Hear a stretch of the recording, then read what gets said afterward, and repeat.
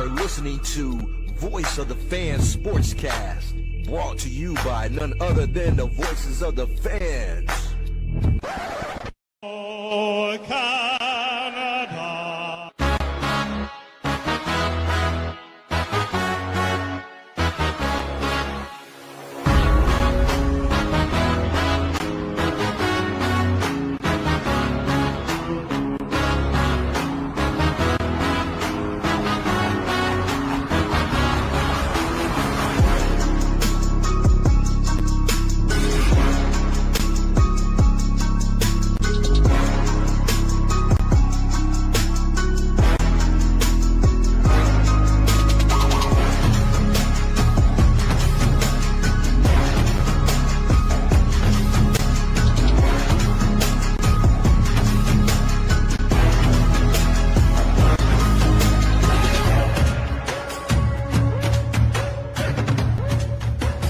For Monday, the 4th of August, I'm Randy Katarey. This is Voice of the Fans Canada. Hope you're doing well. And if you're north of the 49th parallel, we hope you're having a great long weekend. We're live on YouTube. You can also find Voice of the Fans Canada on Instagram, X, Threads, as well as TikTok. That's a new venture. Hit that like or subscribe at VOF Canada. Thank you as well if you have downloaded tonight's episode. On the agenda tonight, the Toronto Blue Jays have hit the skids of late, but are still the toast of Major League Baseball, currently atop the American League East. We'll talk about the current season, the trades they have made at the deadline, as well as what is in store for them with regards to All-Star Bo Bichette. He will be a UFA at the end of the season. Sticking with baseball, could a dark cloud be brewing with the league and its players when the current collective bargaining agreement expires in a couple of years?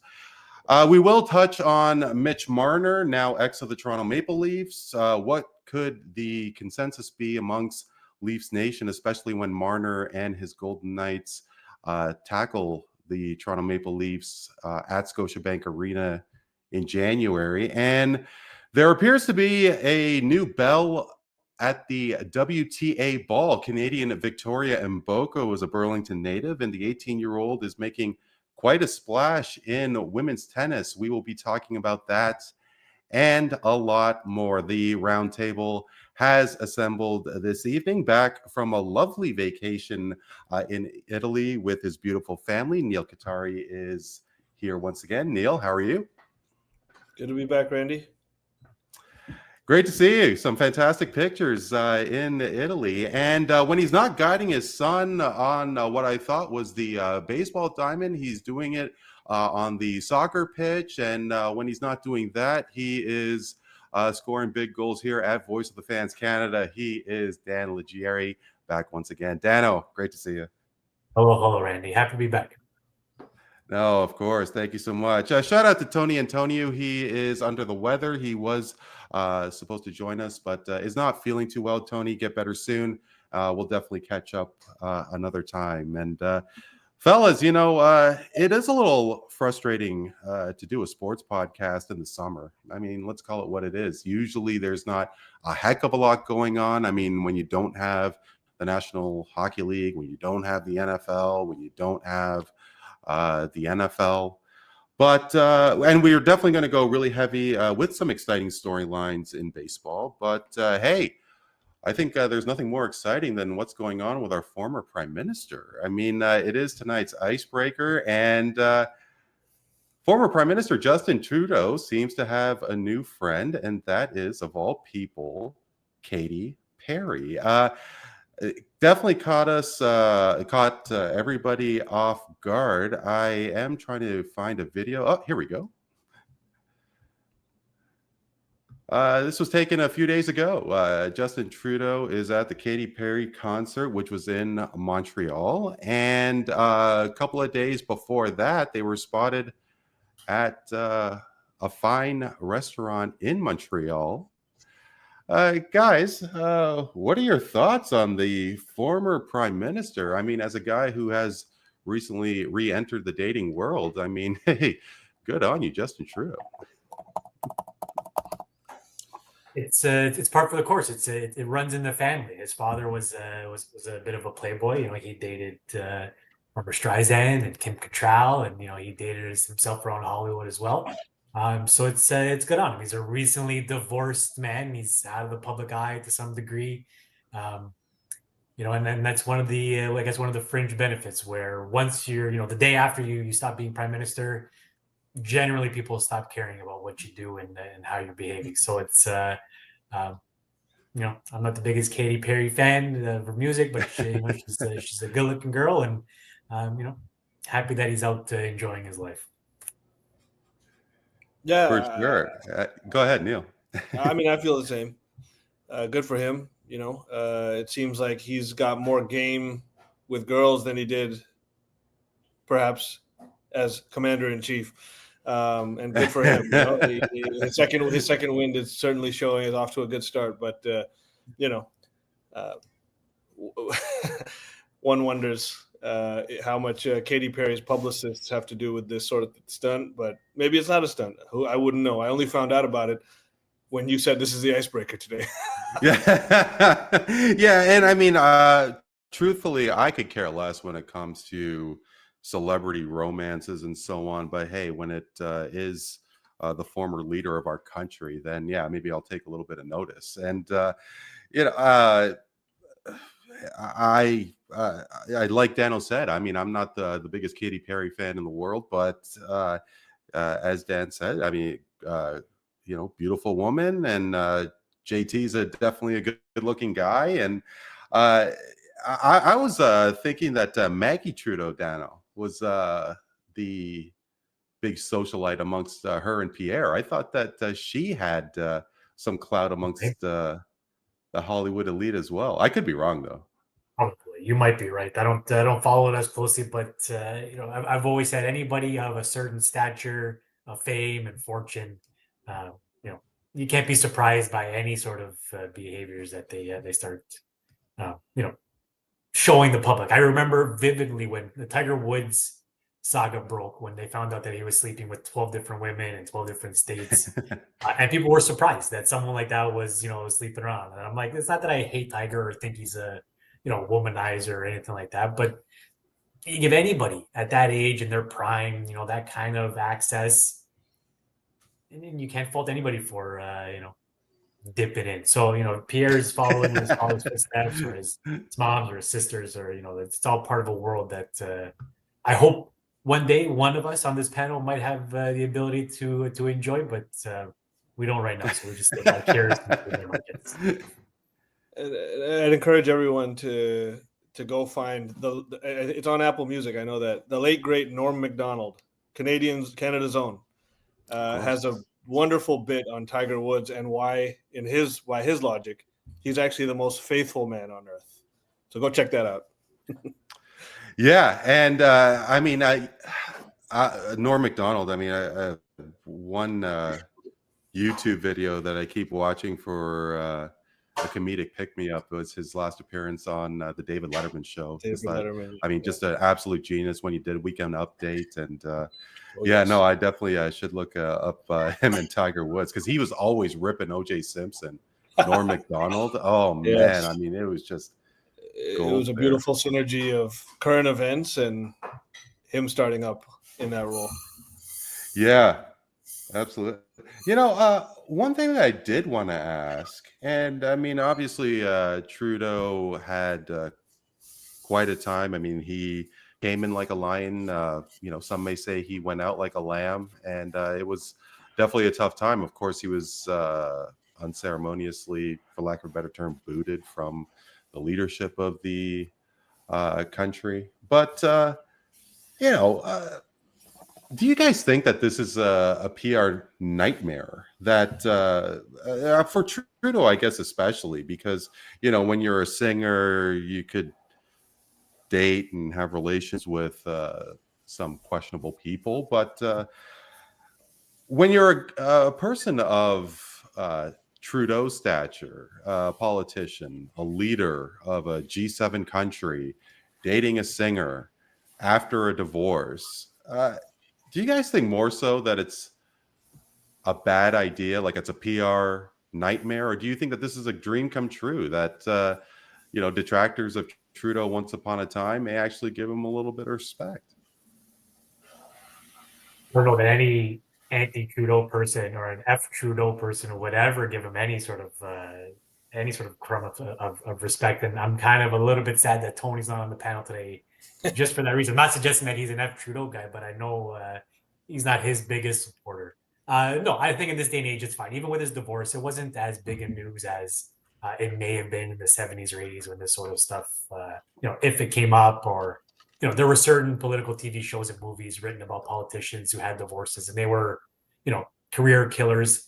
That just doesn't seem to be the lay of the land these days. So I think the people who like him will, I don't know how they'll feel about this, because again, it's the Katy Perry factor.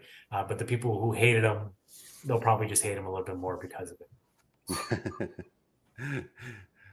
Yeah. Well, hey, we wish nothing but the very best for Miss Perry and Monsieur Trudeau. But Trudeau's got a lot to live up for. Just if before we move on, because if Orlando Bloom is as famous for certain parts of his body that and again, I've seen some pictures of him with Katy Perry, and they ring true. So Trudeau's got some he's got some big pants to fill. If you know what I mean. Is that right? Is Orlando well endowed? I had no Very idea. blessed, apparently. Yes.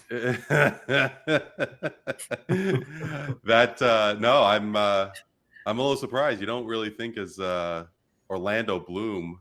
I mean, I didn't even know that. Is he even acting as much these days? I haven't heard. He was in Pirates of the Caribbean, right? Yeah. And Lord of the Rings. Yeah. Lord of the Rings. Yeah. I mean, that was what, close to a decade ago? 2 years, 20 years ago, I'd say. Wow. And hey, I mean, I guess Orlando's got a couple of bucks in the bank, and maybe he's moved on to bigger and better things. Good for him. Good, he'll be fine. Yeah, I'm sure he'll be just fine. But hey, speaking of just fine, will they be just fine? I mean, hey, Dano, how about those Toronto Blue Jays? I mean, nobody thought that the Jays were going to have the season that they are currently having. Last year they 12 games under 500, 14 games under 500. They did make the wild card game in the previous 2 seasons, the 2 seasons before last year, and didn't make it out of the wild card games series. But here they are. They're on top of the AL East, and yeah, sure, they've stubbed the toe a little bit recently, but nobody saw this coming. And gotta say, I'm tuning in a heck of a lot more to Blue Jays baseball. Dano, how about you? Yeah, it's so funny. To be truthful, honestly, for me, I'm not watching any more baseball because of it. I would have been watching regardless, but I have gone to less games because they're as popular and because the tickets are not as, just that easy to come by anymore, where you can almost walk up and pick whatever seat you want. Like some of the games have been sold out as of late. So it's the buzz has followed them as it normally does with this team when they're playing well. And it's exciting to see. We went into the season not expecting much. We knew that they had a decent roster. We still got Vladdy and Bo, and you brought in Santander, who was supposed to, make up some of the numbers around the bat. And then you had a lot of useful guys that are proving to be just that. They're still young, inconsistent, but Clement and Barger and Lucas, like these are the guys that have proven to be, what the Cleveland Indians or what the Cleveland Guardians were back when Shapiro and Atkins were running them, where they're not loaded with superstars. You maybe got 1 or 2, but they're a really deep team, and some of they made a hitting coach change over the summer, and that seems to have worked in some favor. Truthfully, I don't know how you guys feel. I'll drop this and then and get your reactions, but I'm still not convinced that this is a championship team. I think they're at the benefit of being in a weaker league. The AL is kind of wide open. Detroit and this is behind them, and they don't strike fear into me either. The Yankees have been proving that they don't even want the division, even if it was theirs for the taking. They keep fumbling it, and so stranger things have happened. It wouldn't surprise me to see them in a World Series. But I also wouldn't be surprised if they don't end up making the playoffs or if they completely fall off either, because they're just not built like a traditional championship team. Bieber was a great pickup if he comes back and plays the way that he can, if he can be your ace. Some of the bullpen guys they brought in are great to bolster that area. And again, Springer's out, Santander's out, Varsho and Kirk just came back from injuries. So you've got a really deep team that can, single you and double you to death, like some other championships teams have in past. So, it's we're kind of playing with house money at this point, where we'll see. We'll take this as far as it'll allow us. But I don't know, Neel, maybe you can tell me differently how you feel, but I don't know that a lot of fans are expecting too much from this team at this point. What do you think, Neel? I mean, please. No, well, I agree with a lot of what Dan said. I mean, unexpected season, but just I think that everything is just sort of hitting on a nice cylinder right now. The chemistry, the clutch moments, everyone is sort of have stepped up their game, and there's something that I don't know is very objectively identifiable. There's something just in the aura of this team where, like, more than most of the other teams in the league, we don't have a massively great power hitting team. We don't even have our pitching staff is good, but we have a bottom 10 ERA in the league as a entire pitching staff. But somehow these guys are just run manufacturing like very excellently. They seem to always be stacking up the bats at the right moments and just pulling out these games. Like they didn't even have a great first half of the season. If I remember, they were under 500 through 100 games. They were either third or fourth. Probably, I think third. Baltimore was probably last, but they were really trailing the Yankees and now just this surge has been unprecedented. And I think we'll get to it maybe later, but I mean, I'll just say it now. I think Schneider's done a hell of a job this year, because when I see a team that plays in this manner, where you don't have the, Vladdy, although he's doing well, he's not crushing home runs at the rate one might expect this year. Springer's having a great resurgent year. I think he's top of the order, is doing really well. Bichette as well, sort of resurgent. So I think just a lot of good things are happening that I don't know how reproducible these things are. Like, let's say next year, all of these things sort of hitting in unison to create this type of, I would call it somewhat of a Cinderella year for the Jays, because this is far above expectations. They're probably the highest above expectations team in the league. Is there another one that you guys can think of that's sort of outplaying preseason expectations more than the Jays right now? And sometimes that means you're onto something, but sometimes it means you've caught fire or magic in a bottle, and that's what you just got to go through this year. And I think that's a big reason why they swung with the relievers that they picked up, the closers, and the whole pitching staff, Bieber as well, is that they recognize that when you have this type of year, you go for it. It's kind of like what, I don't want to compare, but it's sort of like, I think, what Masai was thinking when he made that DeRozan for Kawhi deal. He saw it, the opportunity. He saw what the team had been, what he was looking at for the next year, and he made the move to go all in, and he put all his cards on the table. And it sort of feels like they're doing that, because a lot of these pitchers that we currently have in our rotation, they don't have much left on their contracts. The pitching staff, let's say we re-sign Bieber, or if we don't, we may have not a single starter on our roster 2 years from now that we currently have. Maybe Berrios is the only one that might still be here, but a lot of these other guys, their contracts are running out. And so, and they're older guys as well. We got a kind of an old rotation. But so a lot of things seem to be working well. I'm really enjoying this year. All of Toronto is, and I think it speaks, it looks good on Schneider, because when something like a year like this is happening, where all these kind of minutiae things are happening, these undercurrents of, it's not just numbers, it's something beyond that keeps on kind of stacking these wins together. I put a lot of faith in that the manager and the coaching staff is doing a damn good job. Like the hitting coaches, obviously, the way that they're stacking these runs and run creation has been really good and is responsible for them winning a lot of these games. They just don't strike out very much as a team. They're disciplined at the plate.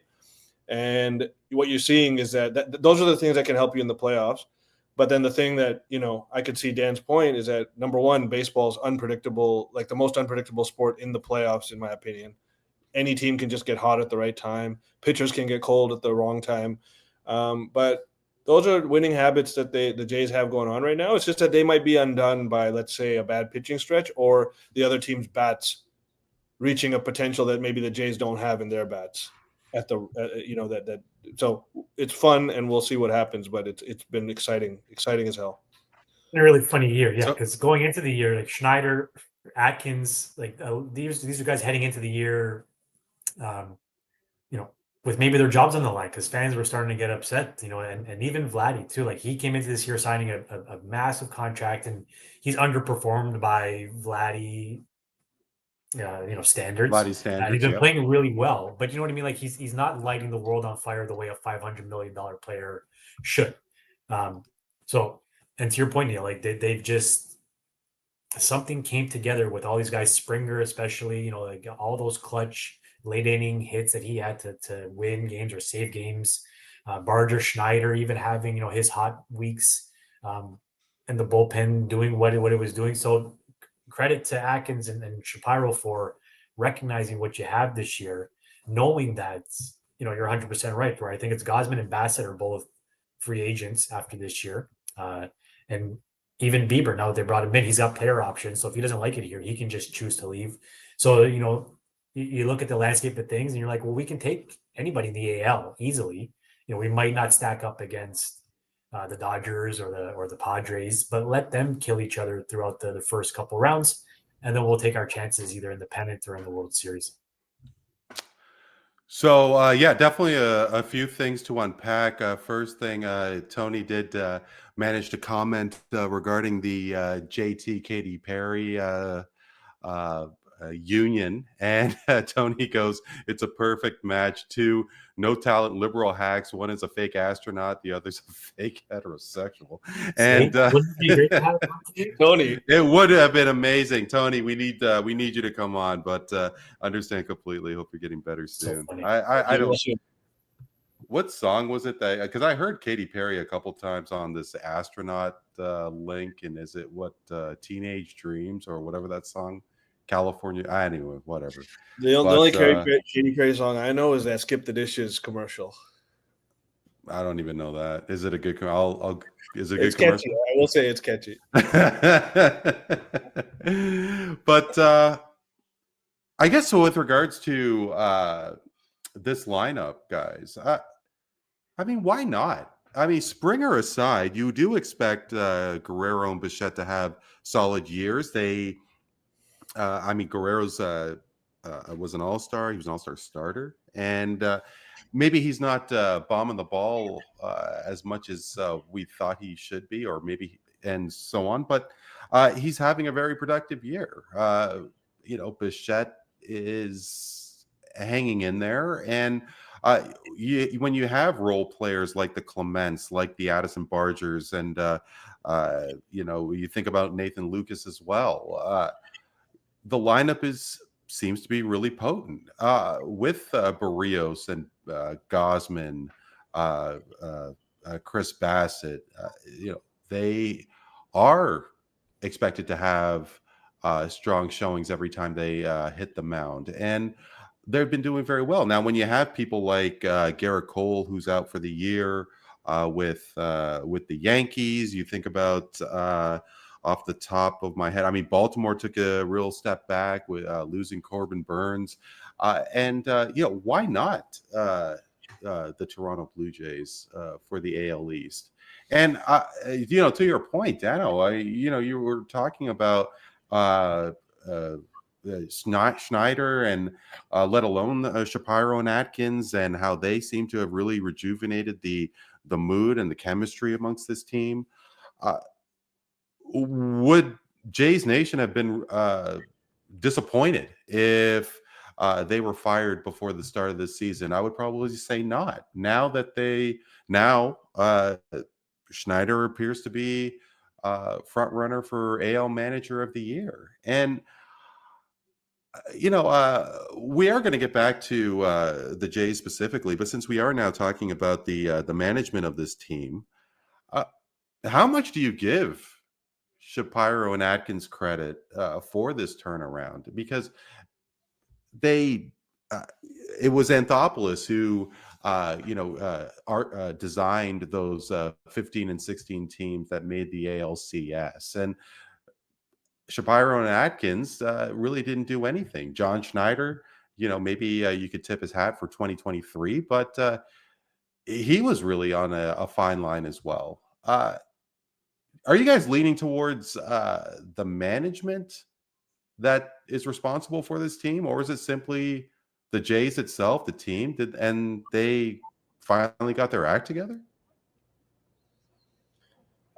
I'd say this before I let Dan kind of go in more depth. I think that when like I said, when you have a team that's sort of playing the way that they are, winning the way that they are, I think a lot has to go into that as a baseball club. I think guys feed off each other a lot. The momentum is such a big thing in baseball that the Jays have shown that they've just been able to kind of get each other's back each other up, kind of take advantage of opportunities the other guy creates for you.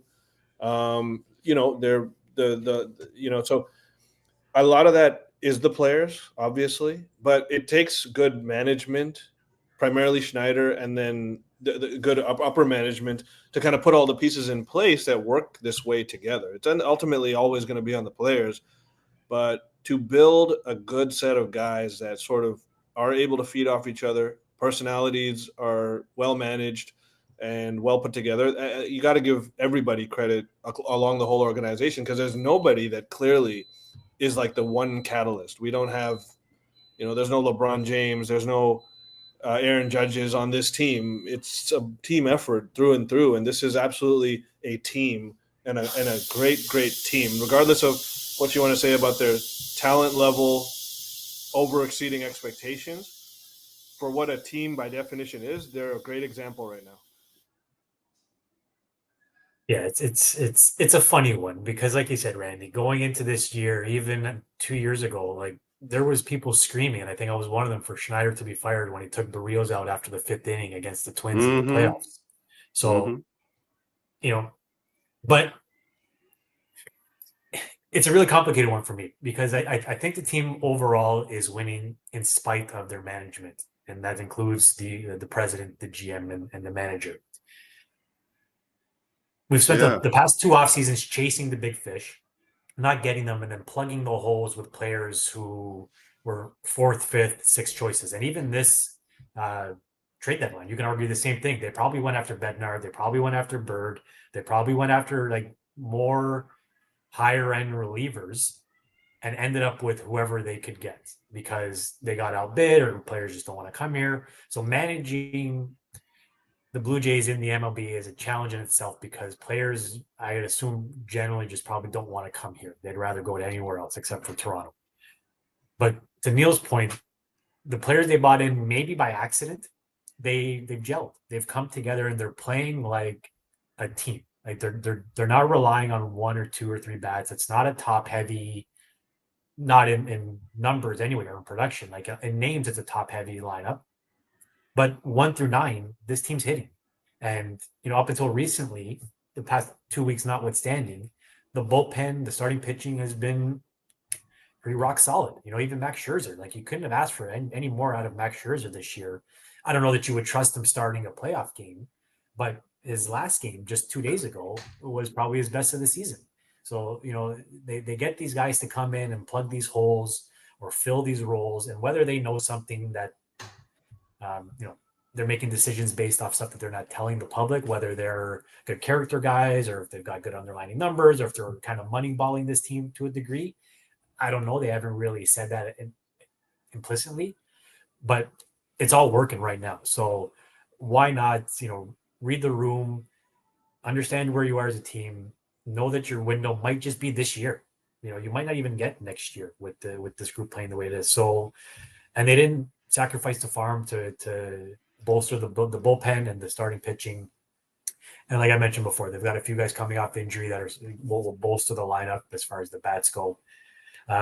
So we'll see. But at the same time, I'd be okay if Schneider got fired because I was never a big fan of his. I think he loses Even the now, team. you If you really watch really this interesting. team, and again, and I'm not a baseball expert by any stretch, but Mm-hmm, there's moments where like he seems to miss obvious moments that are little moments, which is what baseball is. Baseball is more chess than any other sport, right? It's micro moments that lead to driving a run past home plate, right? It's stealing at the right time. It's a false signal at the right time. It's bunting. It's a shift or whatever it is to make you inch closer to getting one more run across the plate than your opponent. I think he lacks that, I don't know, killer instinct or ability to outmaneuver some of the more tenured guys. Or maybe I'm being harsh. Maybe again, this is a guy that's only been manager for 3 years at the big league level. So maybe he's still learning his way through how to, navigate as well. But I don't know that they're winning because of their management. To go a long way to say that last sentence. Yeah, well, I wonder, what kind of a difference maker would be if there was a, really celebrated and manager who had won multiple World Series or just that incredible success off the top of my head. You like a Jim Leland or somebody like a Terry Francona. But no, it's interesting you say that. One thing I actually caught as you were speaking there, Dano, and the whole notion of players not wanting to come to Toronto. Putting you guys on the spot here. Is it because of the city? Is it because of Canada? Or is it because they're in the same division as the Yankees and the Red Sox? I think it's the latter. I got to say that between Toronto, Tampa, in tax-free Florida, let alone Baltimore, that players want to come to Toronto. Now, between the Cubs and the Dodgers and the Padres and enter said team here, I don't know if it's about Canada. I mean, Toronto in the summertime is not a bad place to be. And I think the major albatross, not that the Blue Jays or anybody could really do about it, is because of the division they're in. What do you guys think?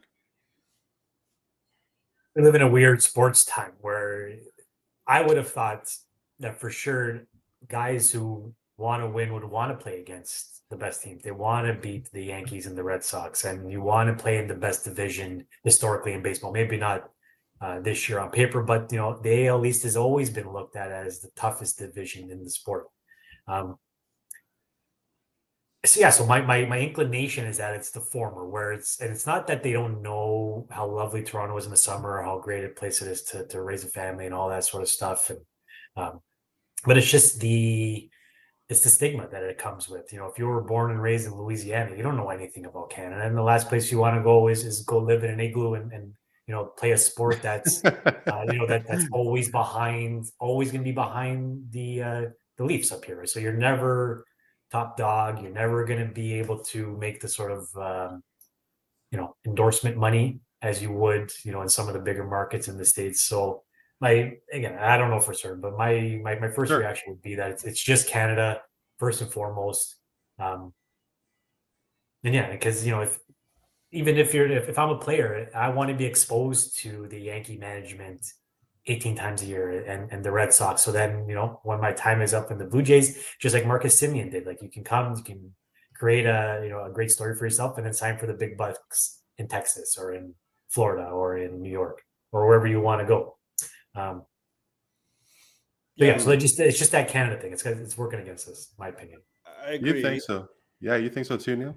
Well, I agree in the sense that it's just foreign to a lot of these players, even though the MLB, a lot of these players are foreign. So it's like to them, we're playing a sport that's in the summer. We do training camp in Florida, and then we come up here, and it's not really any cold weather by the time they're on the off season, right? So it is a summer sport. The weather shouldn't really be a factor because they're not here in the winter anyways.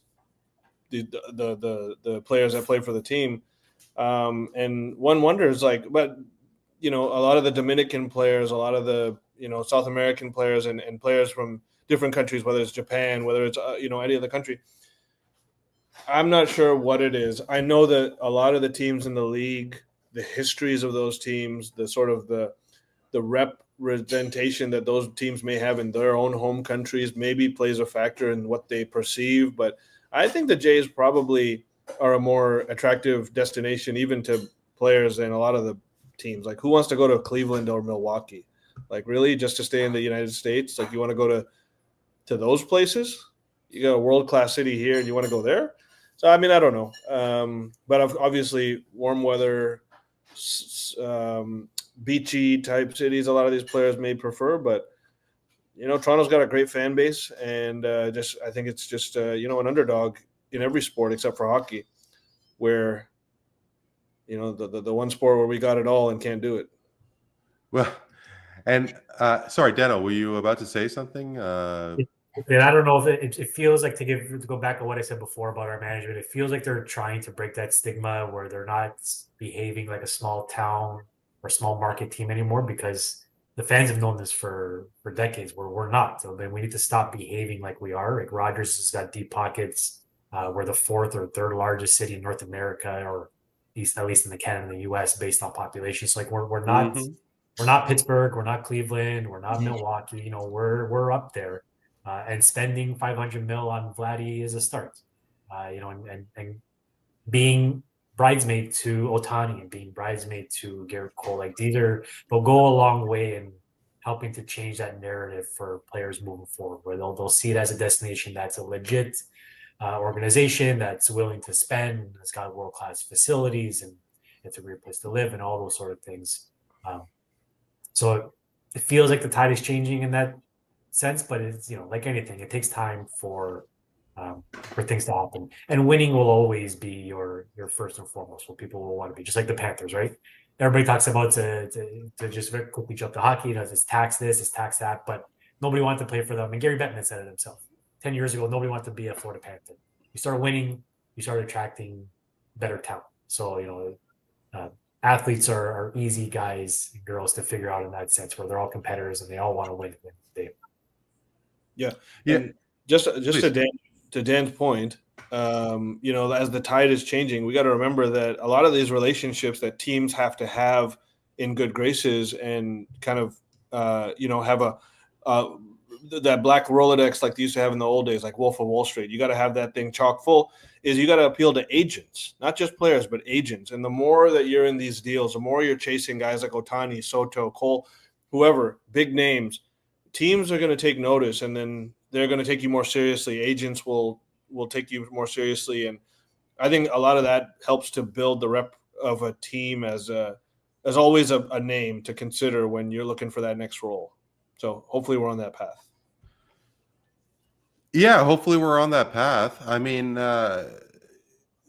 it's just so funny. I mean, Dano, you were talking about the Panthers and nobody wanted to play there, and what's going to happen with the Golden Knights. I mean, Nevada is another state with no state income tax, along with Texas, Dallas Stars. And when you talk about baseball, nobody has really been to Miami. They had the flash in the pan in '97.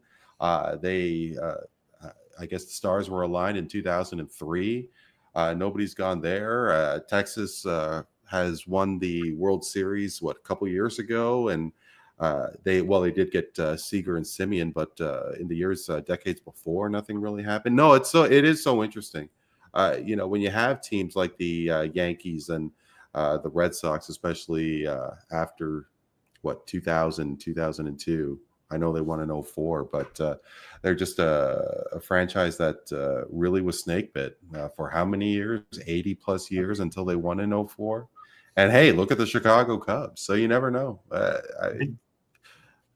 And honestly, perception-wise, anyway, and obviously I'm on the outside looking in, but Toronto lumps more in the category of the Royals or of the Guardians, or I don't think it's that far low. But you know what I mean? Like, as far as teams that need to rely on developing players more than being able to rely on signing the big fish. The Yankees can rely on signing a free agent anytime they want. The Dodgers can as well. The Jays need to work a little bit harder to develop from within and then sell at the right time. And it netted a championship for the Royals. The Indians, when they were the Indians, were competitors for a good 3, 4, 5 years with Lindor and the rest of that crew over there. So look at the Athletics. I mean, Dano, the Athletics. Yeah, they were just pumping out stars, and they couldn't get their act so together. they're, as far as we like to think that, and we know that we're a world-class city and we're up there with the big boys. Perception-wise, we're just not. We're sort of seen as like a middle meddling team that's maybe I'll go if they're good, but they're never going to be most people's first choice. I wouldn't think. Yeah. As you were saying, though, if you generate a winner, maybe they'll come. And right now, the Jays they're at the penthouse in the AL East. Of course, there's a lot of baseball left. And Neel, of course, we. Even before this season started, Max Scherzer came here because Neel, why? Because he said, I can see myself winning with this team. So people are recognizing that the talent is here, but we're a few steps away from being a legitimate perennial contender. And I don't think Max Scherzer is just simply in it for the paycheck. I mean, I think I do agree. I definitely agree with you, Dano. I mean, yeah, sure. He's at the tail end. What is he now? 41. He signed for $15 million, and you can see that there's a real intensity to him. And I don't think that he's going to sign that kind of ticket to go play with a team like Colorado. So, but Neel, I mean, one former Cy Young winner has made his way to Toronto. It is Shane Bieber. And Bieber has been hit hard with the injury bug over the past couple of years, and he only made 2 starts in 2024. He only made 21 the year before that, and Jays fans were excited with this trade that they made, acquiring Shane Bieber. Who knows, recovering from this kind of injury, what Shane Bieber could be. But do you think that he can be a difference maker, Shane Bieber? Because I am very reluctant. To me, it's like it is similar to Max Scherzer, where if you could get a couple of decent starts out of him, great. But I'm not expecting anything from Scherzer. I'm not really expecting anything from Bieber. What about you? Well, I think the reason that everyone is so excited about the deal, is because what we've been alluding to. This team is onto something this year, and there was certainly a couple of missing pieces. One was perhaps a bolster to their starting pitching, and the thing with this deal is that everyone's excited because the best case scenario is actually a palpable scenario. And in that is that he becomes back to even 80 or 90% of his previous form, and really, really gives this pitching lineup a boost. Because, don't forget, this guy has won a Cy Young not too long ago. He's only 30 years old. That, look at a guy like Scherzer, he's 41. Like, this guy's still in the prime of his career, potentially. His career ERA is 3.2. I mean, that's nothing to laugh at. That's really good. Nothing to laugh at. Absolutely.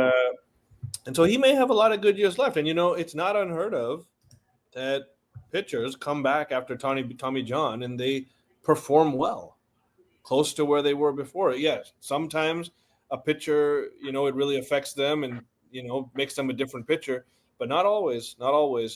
And, I'm not too familiar with his pitching arsenal. What are his strengths? Is he does he rely a lot on his fastball? Does he have a lot of more skill-based pitches rather than athletic-based pitches? I'm not sure.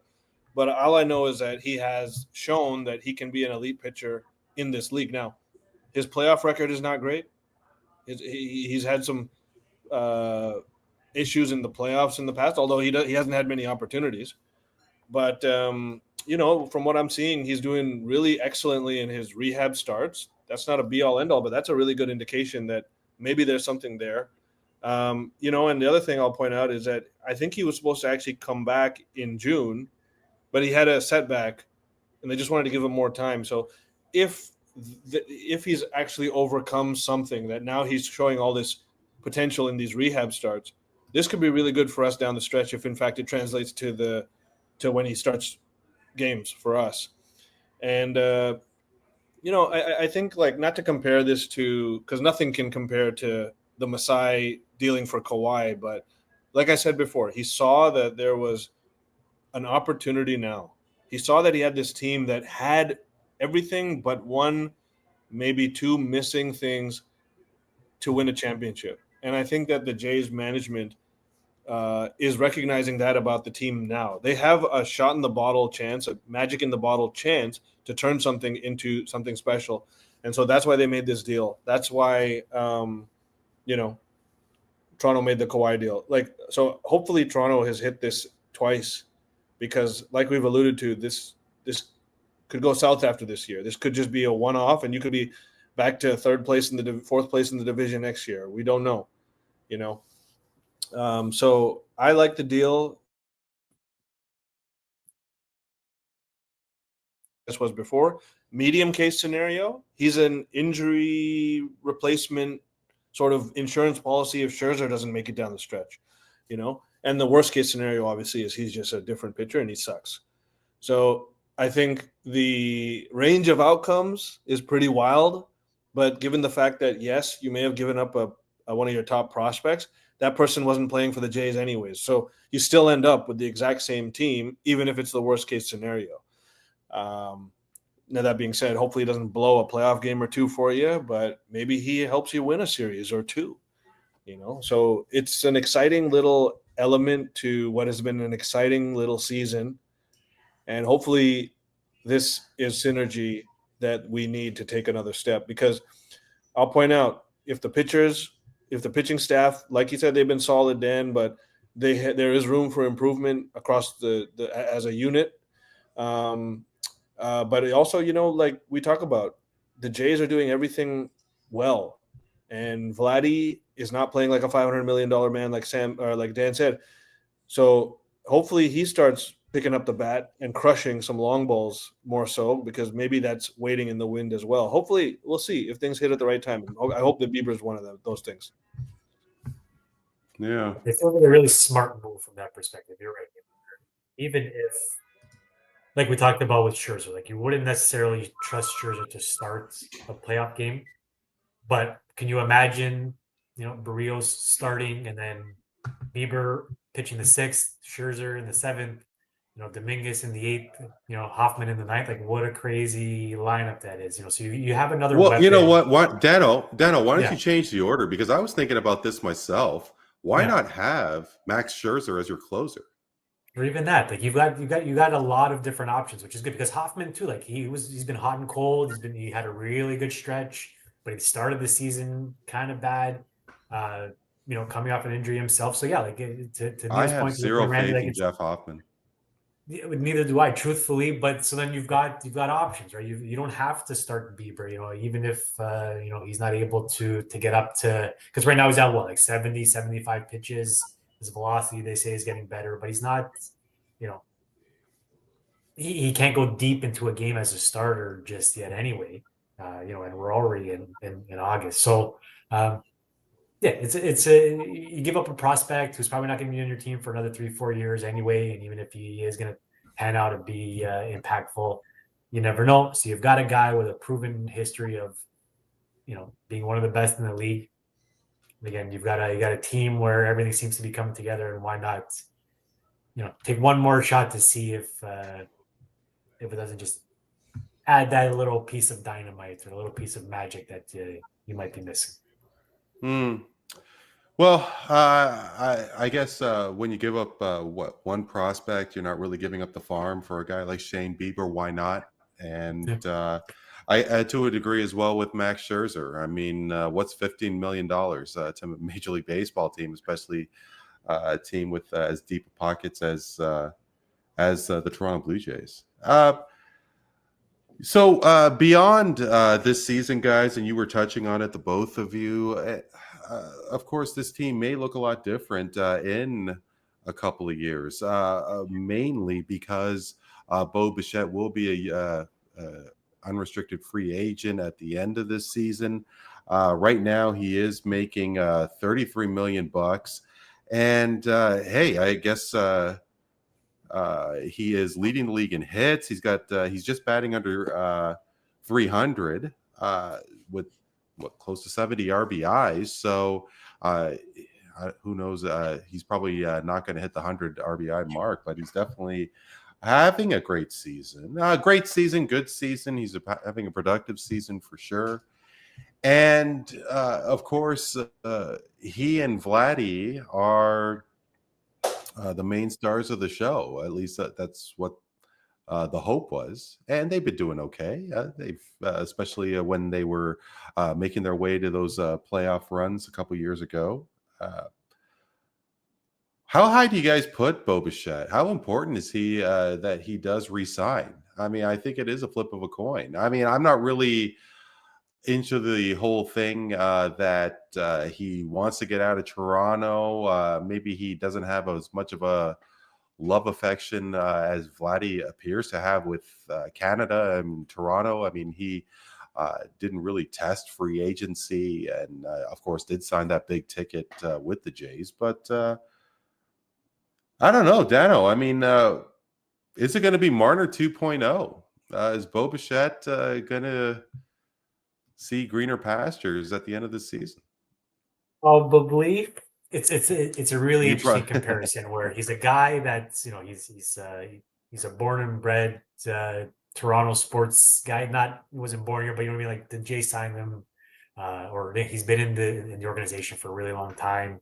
You know, he's our boy in a sense, but sort of failed to live up to the big moments when we may have needed him the most, or we really needed him to carry the team, but has quietly gone about just being one of the most productive guys in the game, not unlike Marner at the same time.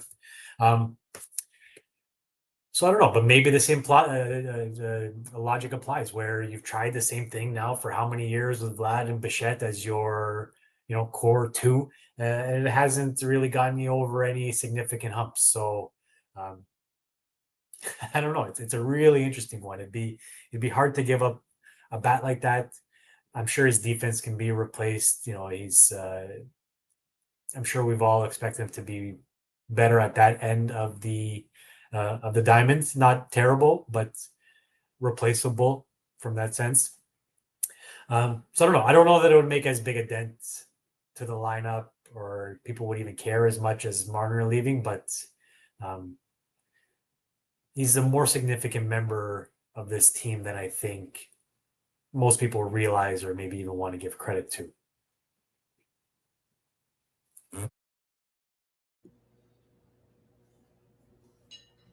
Maybe I should turn on my mic. Neel, what I was going to say, do you have any inclinations to where Bo may head to? Or are you as, I guess, you have no idea either? I think probably some of it depends on how the rest of this year goes. If we flame out, if he doesn't perform in the big moments when we make the playoffs, if we don't make the playoffs, if we win the pennant, if we go to the World Series, if we win the World, there's a lot of big range of outcomes. I don't know. I personally think that what kind of contract may satisfy him and what the Jays are willing to offer will probably depend on the outcome of the season and how he continues to perform. He's had a great year. So that's to his benefit, regardless of whether he stays in Toronto or goes elsewhere. But I would imagine that is part of it. I don't have the insight to tell you. But he has frustrated me a lot in the past. I will say that.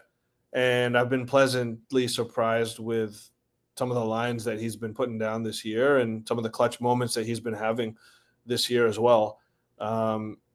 It feels like a player that's in a contract year. They always step up their game, and he just kind of has that mojo going right now. And when you got players like that and you're in contention, you always want players like that who have an extra step of motivation to show what they got. in the big moments, because that's only going to help your team, even if they're not on the team next year.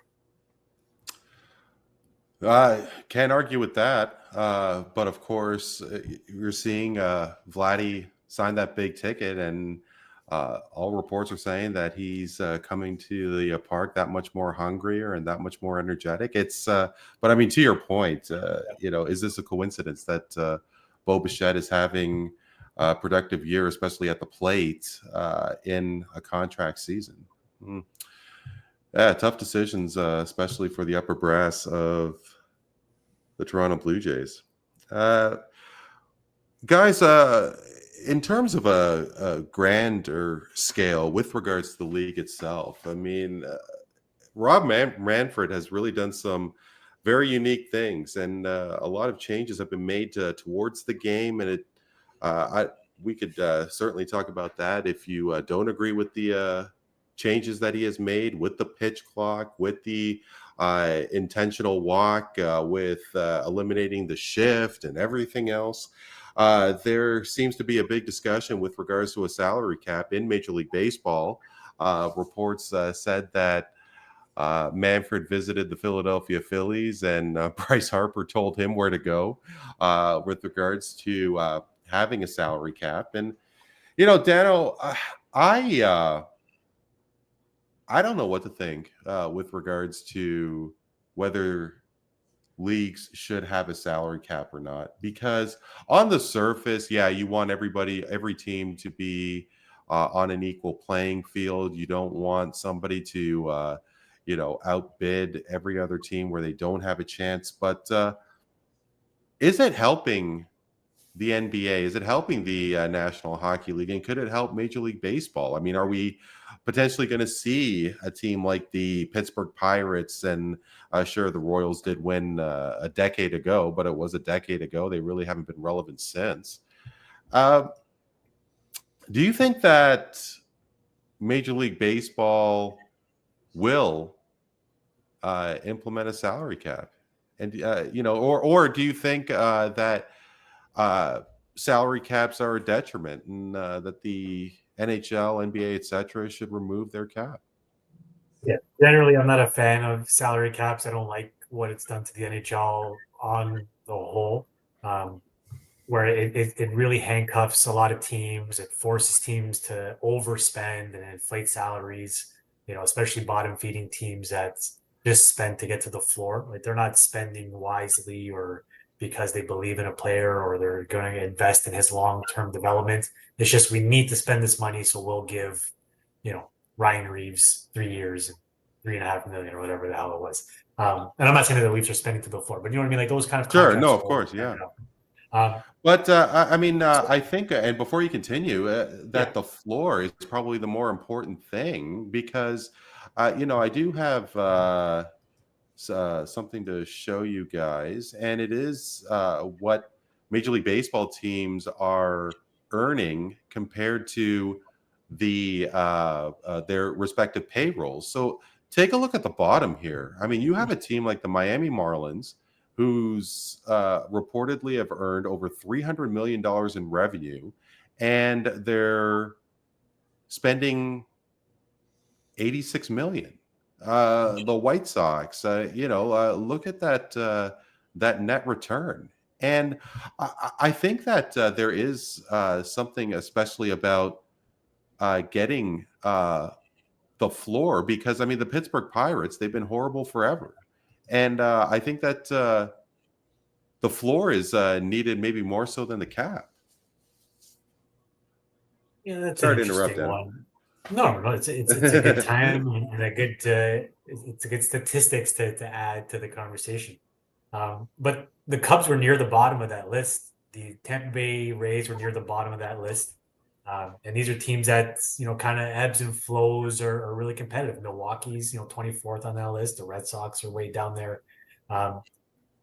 So this is what I mean. Like, it's just like some of these teams are spending just for the sake of spending, and if implementing a cap would just encourage that more, and they feel like they need to. So if an owner wants to run his team like the Oakland A's, to say we're a bargain team because of our market, because of the population that surrounds us, and because of any other reasons why this is why our finances are the way they are, and we're running our team that way, where we're never going to have the most or the player with the highest salary in the league, but we're okay with that. It puts more of an emphasis on player development, and they invest that way by getting guys younger and keeping them for longer times, and then selling them at their peak and repeating the cycle. So hopefully they remain relevant for years and decades. Now, you're always going to have bad owners. You're always going to have bad decision makers, people who spend poorly. And I don't know that a cap solves that. And we've talked about in the past, where personally I'm a fan of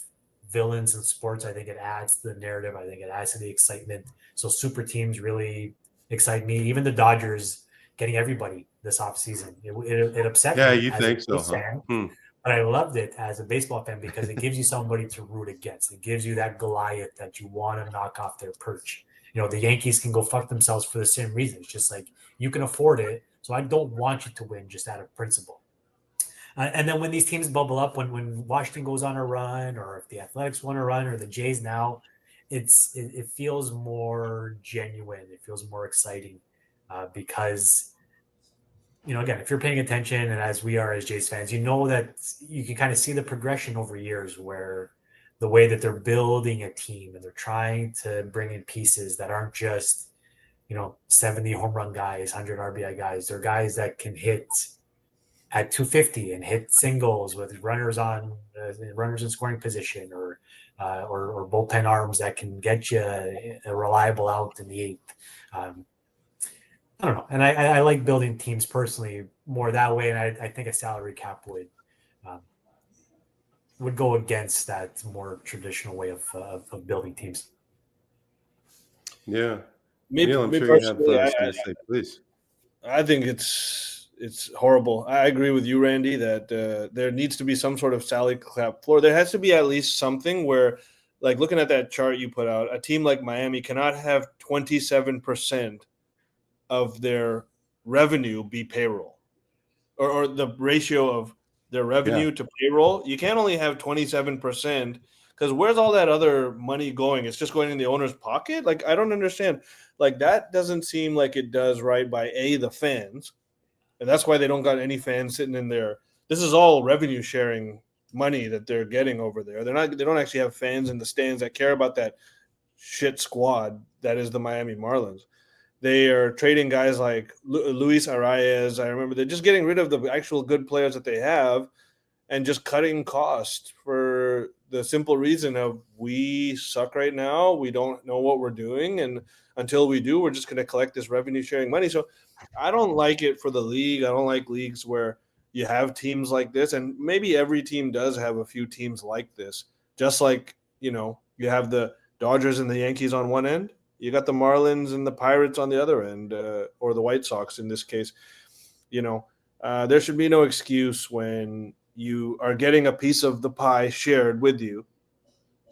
Part of what the Jays, the Yankees, the Dodgers are doing is making money for the league. Some of that is going to these bottom feeder teams.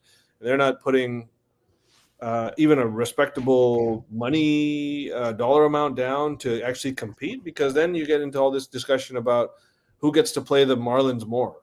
Those teams benefit from an unfair competitive advantage all of a sudden. Jays have to play in a division with the Yankees and the Red Sox, whereas whoever is in Miami's division gets almost like a competitive advantage every year because everyone's record is the same. And so as a fan of a team that plays in the toughest division in baseball historically, I don't like it because we suffer every year having to go against the grain. And it seems like, there are teams out there because of these bottom feeders that don't respect the game as much as they should. They sort of get the opposite. They get to go with the wave to a little bit better of an advantage competitively. So, that's just my 2 cents on that. Well, bad management's always going to be bad management. Even if you force teams to spend to a floor, doesn't mean that the Marlins owner is going to spend any more than he has to. No, I get it. Well, what I'm if not an owner apologist, but at the end of the day, like if these guys that's how they want to run their business. It's either going to work for them, and if it does, they can keep lining their pockets with as much as they want, and they're free to do that, unfortunately. or it's going to fall apart and they're going to be forced to sell, or the team's going to relocate, or whatever the case is. So, yeah, I don't know that you're ever going to take away bad managers or greedy owners because of a cap. They're still going to, pride themselves on spending the least amount of money and collecting as much free as cash as they can, because they don't care about the sport. And you're always going to get guys like that in every sport, which is unfortunate. And actually, Neel, before you jump in here, because Dan, I definitely agree with you for sure. But and look, who am I to say what's the big deal if you have to spend $30 million more instead of having that $30 million come into your pocket if you're a major league owner. But if you're a team like those Pirates and you're flirting for a wild card, I mean, it's been a long time since Barry Bonds and Bobby Bonilla were on those Pirates teams. But every time, you talk about the most beautiful stadium and the greatest stadium in Major League Baseball, and Pittsburgh Stadium is right up there. But the team is always a disaster. And especially because Pittsburgh is one of the storied franchises in the league. I mean, they've been around forever. And you have a team that maybe creeps its way, potentially getting to a wild card. The Pirates team, when Russell Martin was on that team, AJ Burnett, they were really followed, and they were at the top of the sportscast during that playoff run. I just wonder how much more money, especially because they are definitely, every single team in Major League Baseball seems to be in the black at the end of each year, that they're doing it is a really bad business model, and more so because they're just not putting a competitive team. How many more jerseys could the White Sox and the Royals, let alone the Pirates, could be selling there, and concessions if fans make it to the park? I just don't know what these guys are thinking.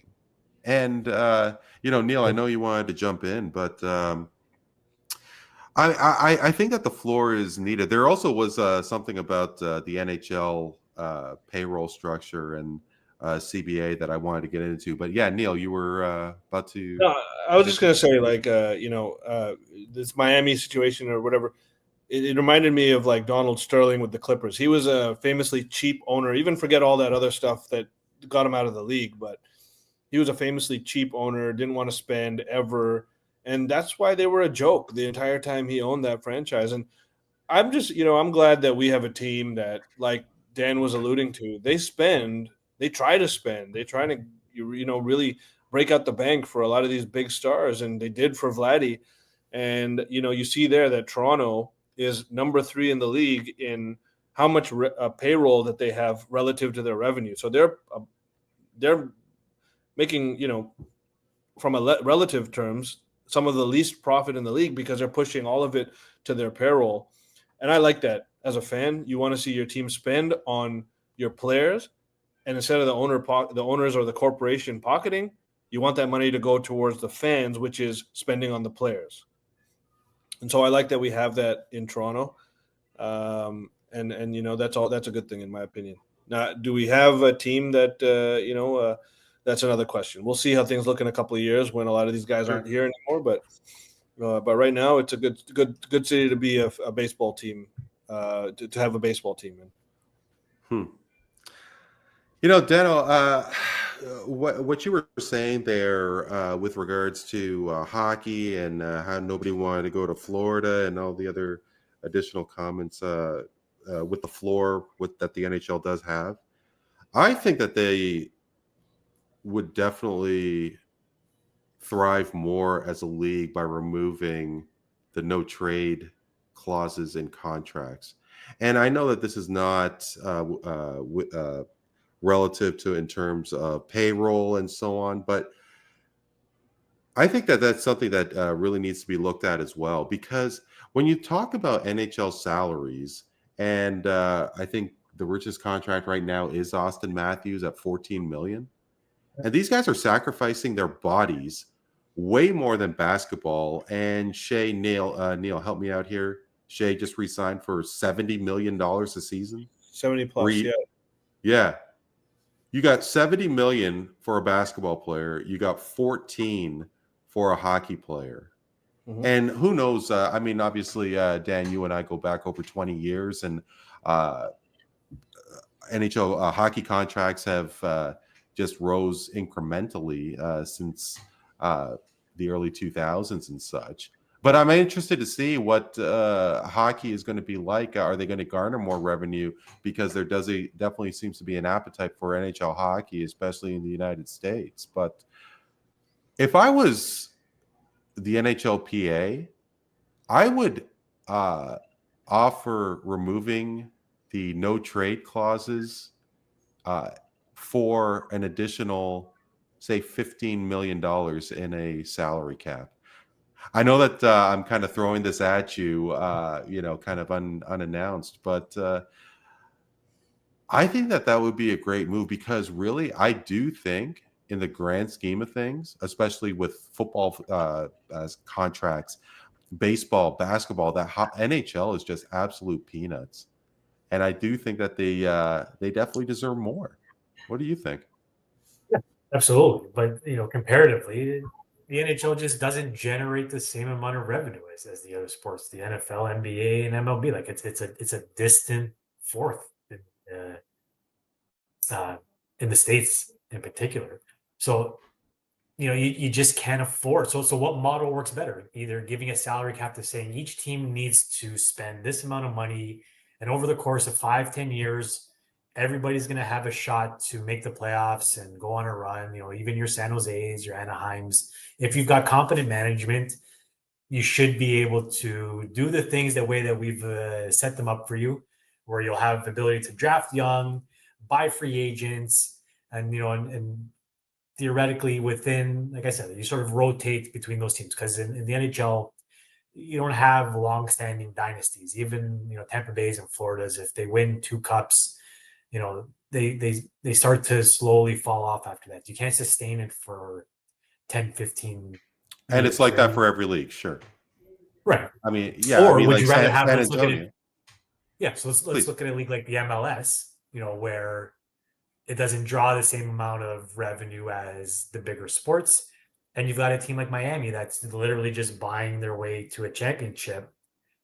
What works in the best interest of the league? Having that one team, again, that everybody can hate on, everybody wants to watch, and everybody wants to see when they come to their town. Or do you want to see, playoff runs like in the NHL where you've got 9, 10, 11 teams fighting for 8 spots come, the spring? I'm not sure. And to your point, as Well, far what as about you? What about yeah, you, Dano, when it comes to Major League Soccer? Because yeah, the thing that really killed it for me with Toronto FC is that they moved a lot of their games to Apple TV. Now, yeah, I am really frustrated with regards to Inter Miami.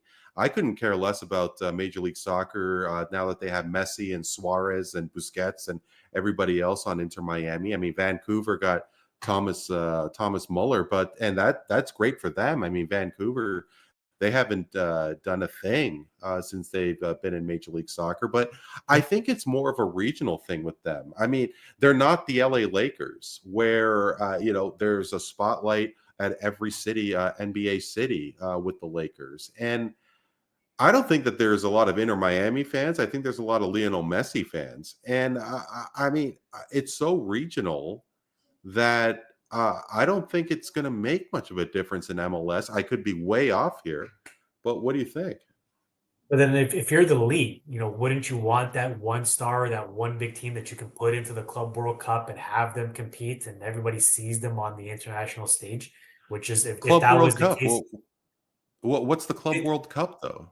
But again, if you've got to expand beyond that regional mentality, where the MLS wants to go international, they want to compete with UEFA, they want to compete with the Premier League, and they want to draw a name. So Thomas Muller, I can't say for certain, I'm not Thomas Muller, but a part of me thinks that he may have seen what Miami's doing and the stage that they're putting Busquets and Jordi Alba and Messi on, and he wants that. I want to be, if I can't compete in Bundesliga anymore because I'm aging myself out or my talent isn't there anymore, I want to go to a place where I can market myself, where I can make the most money. And, Sure. And if any team in the MLS is willing to do that, and this is where a salary cap will work against any league, where if they can't afford to give international players or really good players or whoever they want to buy to help grow their brand beyond their regional market, or if they're forced to spend on players that aren't going to do anything to draw in new players or draw new eyes or sell new season tickets, then it's pointless. You're just spending money for the sake of spending money. So a part of me, and again, and I'm a bit of a liberal NDPer sort of guy when it comes to the societal politics of things. So I'm not a big fan of billionaires just spending and doing whatever they want. But that's unfortunately that's the system we have set up right now. So sports shouldn't be any different than that. Where to Neel's point, I would love an owner to come in and reinvest in his team and say I'm spending to win a championship, because you would think that they would know that winning equals dollars. You're not going to, even with the Leafs, winning will create more money than making the playoffs every year and losing in the second round. So you want that, but there's always going to be bad owners and there's always going to be bad management. And I don't know, and I haven't seen any hard evidence to suggest that salary caps make the overall league product better. Never mind team to team, but the league as a whole. I'm not convinced that that's the case. And as far as just quickly on the lifting the trade embargoes that are running rampant in the NHL, and the Leafs were, as guilty as anybody in handing out no trade clauses to everybody and their mother for a year. I hate it as well. Like you, I think we give way too much leverage to the players in that sense, where at the end of the day, this is entertainment. It's about winning. And, teams should have the rights, like the NFL, to terminate contracts based on performance, and move players as freely as they need to generate a winning product on the field or whatever surface they're playing their sport. Neel, I before we put a cap on, pardon the pun, the salary cap and all those items, I correct me if I'm wrong, I think we had this kind of discussion as well with regards to super teams, and Dan did say that he appreciated super teams, and I'm still of the opinion that super teams are a problem. Super teams don't really get you anywhere. Super teams, maybe, you'll remember the run that the Golden State Warriors and the Cleveland Cavaliers have, but what does that get you in the end? Because the way I see it, and now to put you on the spot, I suppose, because the Golden State Warriors and the Cleveland Cavaliers, they were in the NBA Finals for 4 years in a row, and then LeBron was with the in the NBA Finals 4 years in a row with the Miami Heat, and now we're seeing 7 different champions in 7 different seasons, and I guess compared to the last 7 seasons versus the Cavs and the Warriors and the 4 straight appearances by the Miami Heat, let alone the Spurs, let alone the Lakers before that with Shaq and Kobe, let alone the Chicago Bulls with Jordan and Pippen. Do you think the interest level has grown more in the NBA? And of course, now it's a different time. There's obviously new factors here that has really hampered the NBA with load management and all. But I'm of the opinion, especially when the Raptors won the championship, that the interest of basketball increased significantly in Toronto, let alone in Canada. What about what happened in Denver? What about in terms of Milwaukee, and so on? What do you think? Yeah, I mean, I think parity is a fantastic thing for any sport. It's why the NFL, frankly, is king. Is that it is a great game, but it also, every year you can go worst to first, and no one will be surprised. And so, the league has shown, the NBA has shown a commitment to being a team of higher parity. And I think that, getting into what the contracts are like now, this whole CBA with the second apron, first apron, second apron, this was all meant to prevent the creation of super teams, or at least significantly reduce the ability of teams to do so in an unnatural way, which is essentially LeBron talking to D Wade in Greece and deciding, okay, let's all team up, basically. Or other scenarios where that could have happened. Even KD going to the Warriors just outright. So I think it's actually more than anything, it's an anomaly that 7 different champions in the last 7 years have happened. But personally, I like the direction that the league is going, simply because this last playoffs was one of the best playoffs we've seen in my lifetime, as far as strictly entertainment value. The excitement of the series that happened, the big, you don't usually see that, because when you have these super team type situations, you often see that there's a lot of like garbage series in the first round, even a couple in the second round. And it's really, once you get to the second round, the series become good and really into the conference finals. This time it felt like every round was great. And I don't know if that's the beginning of what we're seeing, the effects of this new CBA with this second apron, but teams are not afraid to spend. As you can see, Shea obviously is deserving of being the highest paid player in the league. It's still crazy that the highest paid player in the league earns over $70 million a year. But then you look and you see that Devin Booker also got a $70 million per year contract. And Devin Booker's never even been the best player on any team that's actually done something that he's been on. Katy's been there. Chris Paul has been there. And back then, Chris Paul was better than Devin Booker when they made the finals together. So there are certainly some head scratchers. Like, I guess you have no choice, because what are you going to do? Tell Devin Booker you're not going to give him the max, and the max is defined as a certain number, not what you'd say the max is. So these guys, the NBA is well known for having a high proportion of divas. They won't take lightly to saying we don't think you're a max player. And because the max is set in stone as a particular number based on your experience, accolades, and whatnot, you either giving Devin Booker $70 million or you're not. And I don't think Phoenix can feel too good about it, because that's money coming out of the new owner's pocket. Now he has deep pockets, and Devin Booker is certainly a Phoenix icon. But again, look at Oklahoma City. This team built everything the right way, perfectly. It was actually a perfect team building exercise by Sam Presti. He got lucky a little bit, but he set himself up for that luck with a whole lot of skill. Some luck came into his pocket because inadvertently Kawhi Leonard needed to play with Paul George more than he needed, a lot of things.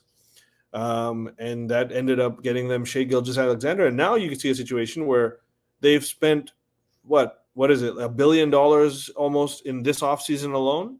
They gave Shai Gilgeous-Alexander a $280 million contract, Jalen Williams a $277 million contract, and Chet Holmgren a $250 million contract. That's almost $1 billion on 3 players over the next 5 years. But I guess to your point, because the talk these days is, is it in an NBA team's best interest to spend that much money on 3 guys? Because what is the bench going to look like? This is a situation that the NBA finds itself in. It's very unique. Is that I don't know that there's another league out there, and you guys can correct me if I'm wrong, but I don't know that there's another league out there that pays such a high premium for potential.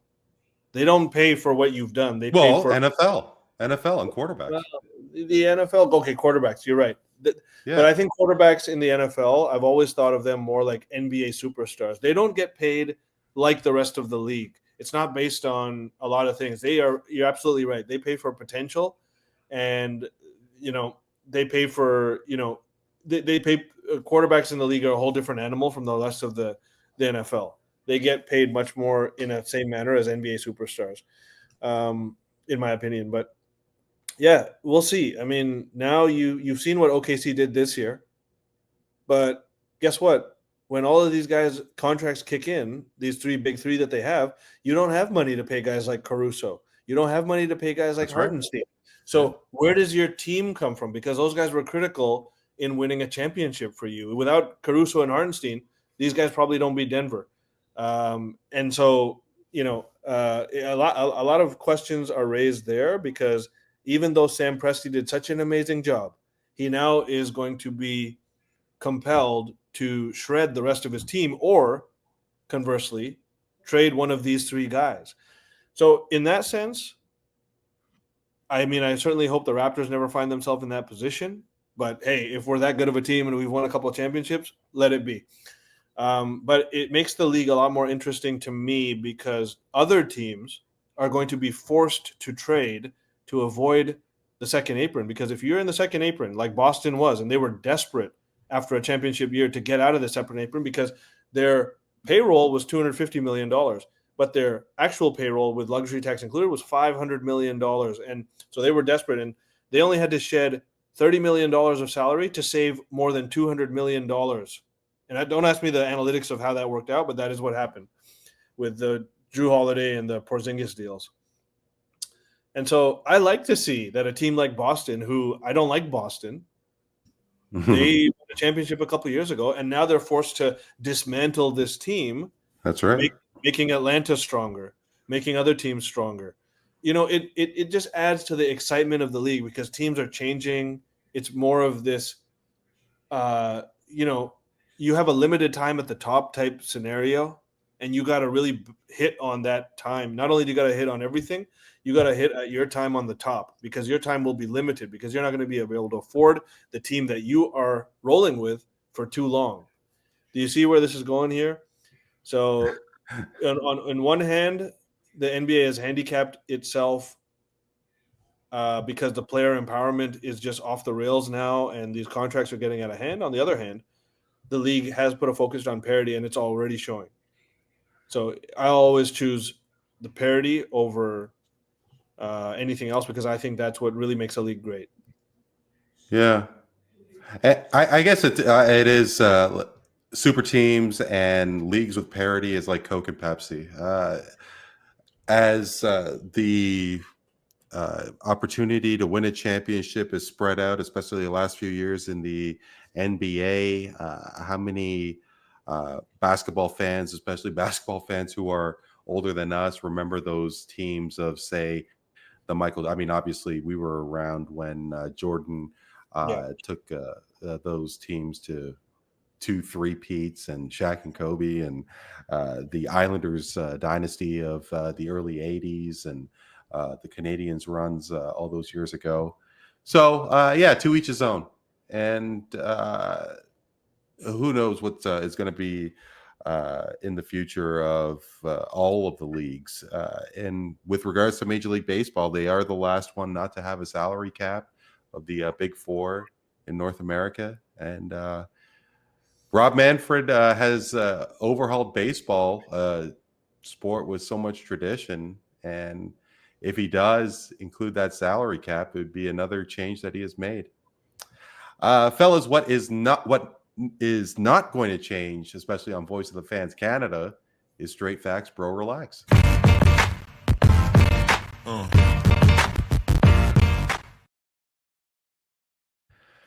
The final segment of tonight's episode is upon us, gentlemen. You know the deal. If you agree, straight facts. If you disagree, bro, relax. And Neel, when I did tell you about the lineup and shared that Victoria Mboko is a real star in the women's tennis, Burlington's own, and she actually is playing this evening against Jessica Buzas Minero. My apologies if I butchered her name, but Mboko in the quarterfinals of the National Bank Open here in Montreal is up 3-2 in the second set. She took the first set 6-4, and Mboko has had quite a run, not only in Montreal, but she's made quite an impression in the first year of the WTA. She defeated number 1 Coco Gauff in this tournament, made it to the third round in the French Open and the second round in Wimbledon. And tennis hasn't had the longest history in men's or women's tennis. I mean, Jeannie Bouchard did have a very brief run, but everybody was really captivated by her when she reached the Wimbledon final, let alone Bianca Andreescu when she won the U.S. Open in 2019. Is Victoria Mboko the next big thing for tennis in Canada? Neel, Victoria Mboko will win a major by the end of the 27 season. Straight facts, bro. Relax. I go straight facts with that one. Because, hey, you know what? That's a long time. And tennis, young players have the opportunity to win right out of the gate. You see it. You saw it from, you see it from Coco Gauff. She's super young as well. I think she's like 20 years old or something like that. And I mean, if Victoria Mboko is already taking it to players of her stature who are Wimbledon or French Open champion, I believe Coco Gauff is,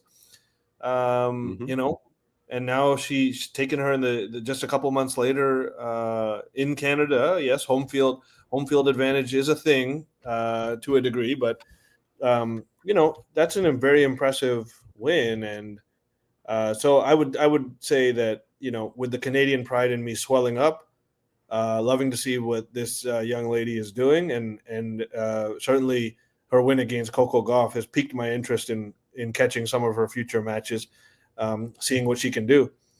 She looks, just from what I've seen highlights wise, she looks very athletic. She seems to have a lot to her game, but there's a lot of intangibles in tennis that I don't know. I have a good read on her yet, but the fact that she's had this type of signature win already, you said it was her first year on tour, then that says a lot. So you know what? I'm just going to be the homer and say straight facts on this one. And since Serena Williams has retired a number of years ago, there's been quite a bit of parity and some new stars rising in women's tennis. You think about Sabalenka, you think of Swiatek, Coco Gauff, Madison Keys won the Australian Open in January this year. So there could be an opportunity, especially of a changing of a guard. And the dominance that Serena Williams had is a thing of the past. I think Victoria Mboko could certainly do it. So, Dano, of course, you and I being the Leaf fans that we are, we're still in mourning with the signing of Mitch Marner to the Vegas Golden Knights. Well, at least I am. I didn't want to see him go. I mean, the Leafs do have a void for the upcoming season. And how is it going to affect Auston Matthews? He's only had an NHL career that included Mitch Marner. And during that time, Dano, he has, this past season, he had 78 points in 67 games. It averages to 1.16 points per game, which ironically enough was his points per game throughout his entire career. Is that going to rise? Is it going to drop? I mean, because Matthews is expected to carry a lot more of the load. Who knows who's going to be on Matthews' line? But is it going to be a rejuvenation for Auston Matthews? Auston Matthews will have a higher points per game next season. Dano, straight facts, bro. Relax. Straight facts. I think for the first season anyway, there's going to be a rebirth for the entire team, Matthews included, where I often draw the example of I forget the year, but there was a year that the Seattle Mariners won 140 games or something stupid like that. I think it was I think it was 2001. Yeah, it was the year after they got rid of who? Was it Griffey or A-Rod? It was A-Rod. It was A-Rod, yeah. So they got rid of A-Rod and they went on this run. So we've talked about this. It was kind of a theme in today's show where teams win championships. Star players don't always. NBA may be excluded. So I think the Leafs and Matthews are going to have a resurgence. They're going to have a refocus. And I think Matthews is going to have a dynamite year. Remember last year he got hurt in training camp. He missed a sizable chunk of the season with a mysterious ailment that took him to Germany to get some treatment that nobody knew what the hell was happening with him. So he had a rough year, and he still produced at an elite level.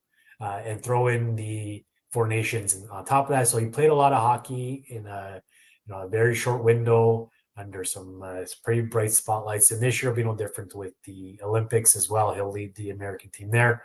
Yeah, exactly. Coming into a season without his Robin, for lack of a better term.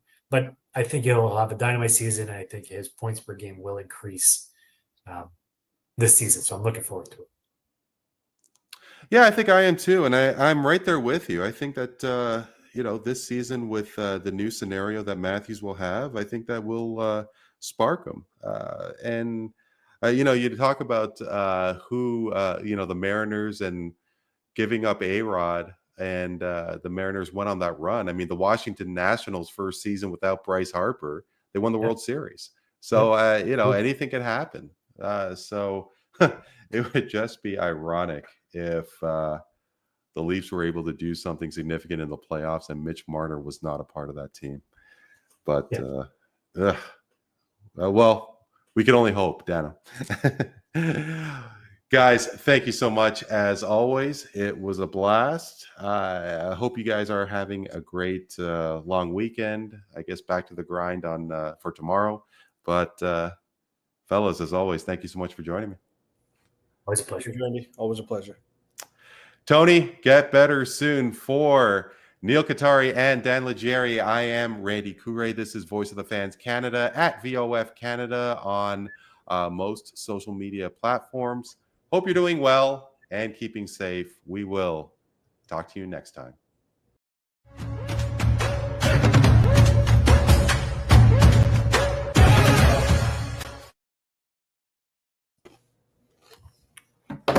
Right on.